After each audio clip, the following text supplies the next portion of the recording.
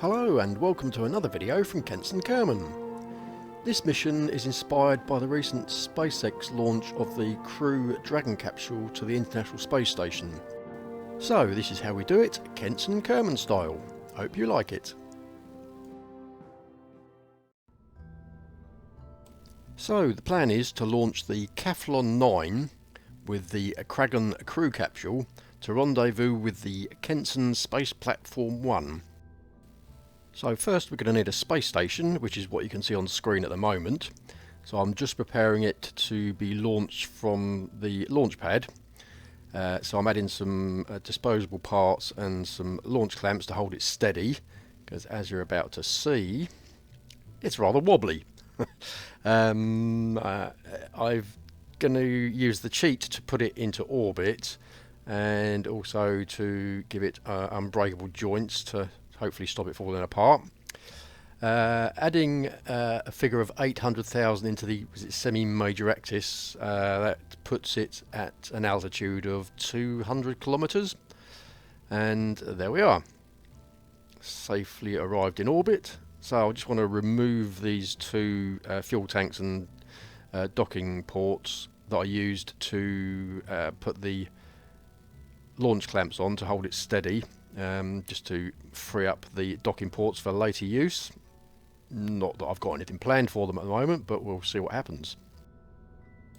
So I'm just going to quickly reorientate it so it's actually going around Kerbin in the way that I intended, and then we can zip back to the tracking station and just dispose of these two parts that we don't want to fly into later.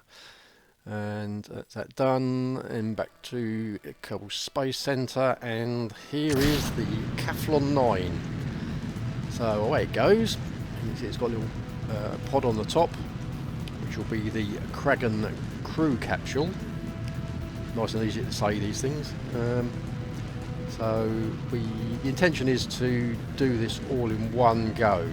And what I mean by that is getting the Kragon Crew capsule into orbit and returning the first stage, or the core stage, back to Kerbin all in one go, so without having to reload a quick save or anything like that. I will be using a quick saves because it took me many attempts to actually get the core stage to land back at the Kerbal Space Center. But at the same time, once that has landed, I will then switch back to the second stage and the Kragon Crew capsule and get it into orbit before it docks with the station. So the plan was to have a near vertical launch. As you can see, I'm a few degrees, I'm I don't know, 10 or 15 degrees off, and to have about 6,000 units of oxidizer left and the matching amount of liquid fuel, so we can get back and land at the Kerbal Space Center. So we're coming up on that about now. There we go. So quick staging, and we fire off the second stage, which continues on its way for a little while until the nav ball switches from surface to orbit, which is just done. And I want to get above 10,000 meters per second. That seems to be a key figure for performing this maneuver. So when we switch back to the first stage, the engines on the second stage are automatically switched off. So the second stage is now coasting for a little while, so we need to get this maneuver done as quick as we can. So as you can see, we're now doing the infamous boost back maneuver that SpaceX pioneered. So we're sort of killing off the orbital velocity we had in one direction and heading back towards the Kerbal Space Center. It took me many attempts to work out how long to burn, how much to burn, which direction, etc, etc. But eventually I worked out that if we kill the speed off to near enough this vertical return ascent trajectory it's shown on the map would be just about right. I have overshot it a little bit, but we can now flip around and just kill off that excess velocity and try and get it lined up to return to the Kerbal Space Center. What I'm trying to do here is to disable some of the engines so that, like SpaceX, we only return on a few of the engines. As you're aware, SpaceX return on 3 engines, and then switch to 1, I think, for the final landing stage, but I'm trying to do it with 4. And for some reason the engine groupings have all been expanded on the left hand side there for some reason, so I'm having to disable them one at a time to try and leave myself 4 engines like that. So while I was doing that, it's just about changed the return descent to a point where it looks like it's actually going to land in the sea. But obviously as Kerbin rotates, by the time I get there, hopefully that landing point will be at the Kerbal Space Center.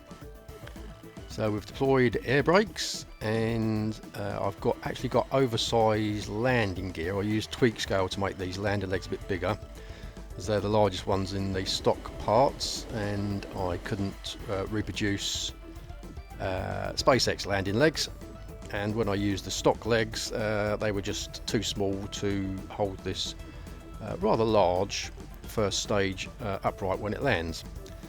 So here we are on the final stages, and we are going to land on land, which is handy. I'm trying to judge the speed reduction so that when we reach the ground, hopefully we're going about the right speed to land. So I've got a little bit early, but we're only 10 meters or so across the ground. That's another quick burst. It's just enough to cushion the landing and don't fall over. Yes, we've pulled it off. So the core stage is back on the ground. So it wouldn't let me switch directly to the second stage, so I had to go to the tracking station and select the second stage, which as you can see has just gone past the apoapsis point. So a little bit later than I would have liked.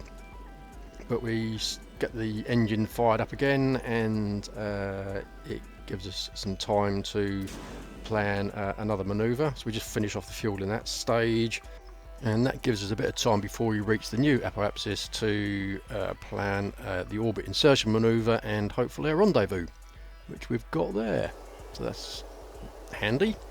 Obviously these last few maneuvers weren't ideal, but it's all driven from the time taken to get the first stage back on the ground and then get back to the second stage to take control of it. But here we are on the final stage. Oh, actually, yeah, it's the final stage. There is one small fuel tank to go after this, which is really intended for the return journeys, but we've just got enough fuel in that stage to get us into orbit and to get us towards the rendezvous. So we've jumped forward in time a bit, so we've ditched the previous stage and we're just onto the engine that's intended to return us back to Kerbin, just for these final manoeuvres. I delayed the rendezvous with the Kenson Space Platform 1 for a while so that it would actually be in daylight when we made the manoeuvre. But as you can see, we've got plenty of lights on the Kenson Space Platform 1, so seeing what was going on, there was never going to be a problem. And here we are on the last few manoeuvres to the docking port that we've selected. There are several on it and several available, so we did have a choice on where to go. I thought I'd try this one, although it got fairly close to that crew compartment. And obviously we've opened up the docking cover as we edge closer and closer. I also reduced the docking force, as that seems to be a new add-on or a new tweak that happened at some point. And there we go, we're docked.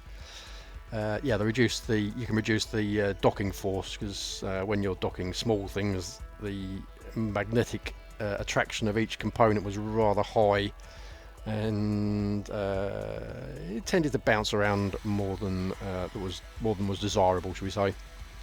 So now that we've docked, we can reselect the main cockpit as the control point and get back into a normal orientation for orbit. And we're running in I think it's 2 times fast forward at the moment in the video editor, so it's making the rocking of the space station looks quite bad, but it didn't appear that bad playing it in real time, and it does settle down shortly. So now we're going to take Bob for an EVA.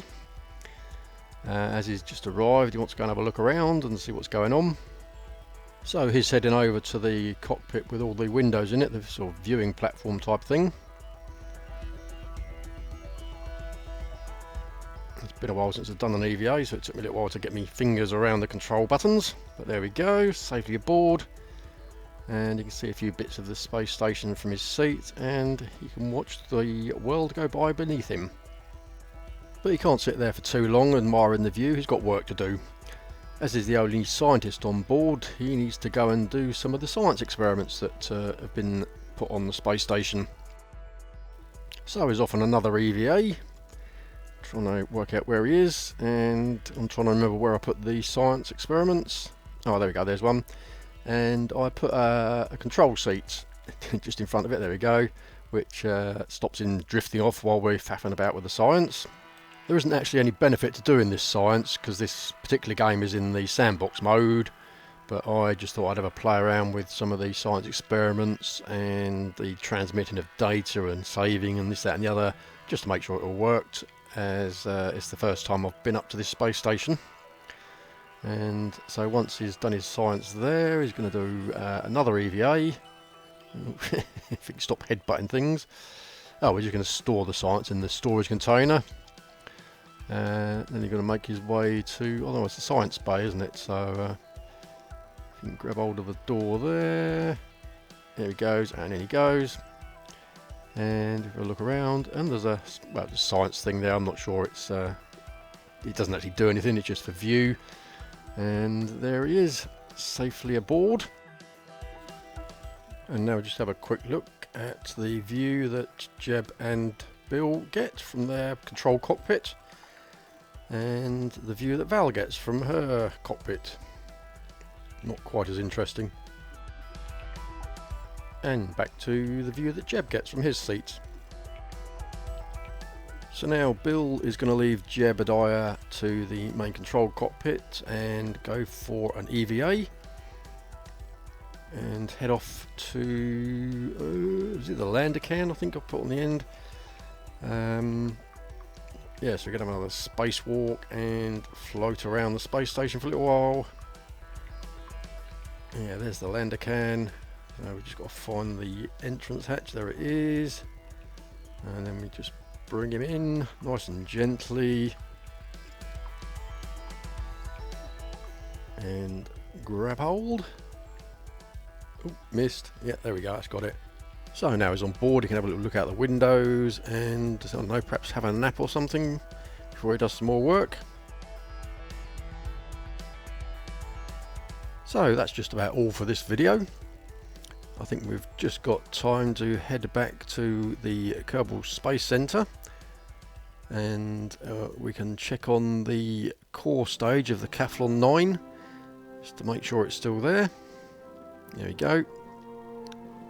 Yep, still standing, still intact, and still got some fuel left. So we could have pushed the first stage a little bit further before we separated and went off in the second stage, but we might not have had enough fuel to get back if we'd have done that, so a bit of a safety margin. So there we are, the Kaflon-9 with the Kerbal Space Center in the background, and the cinematic zoom out to end with. Well, that's all for this video. I hope you enjoyed it. If you did, please click on like and don't forget to subscribe, and check back soon for new videos. But while you're waiting, why don't you check out some of my other videos. Thank you for watching.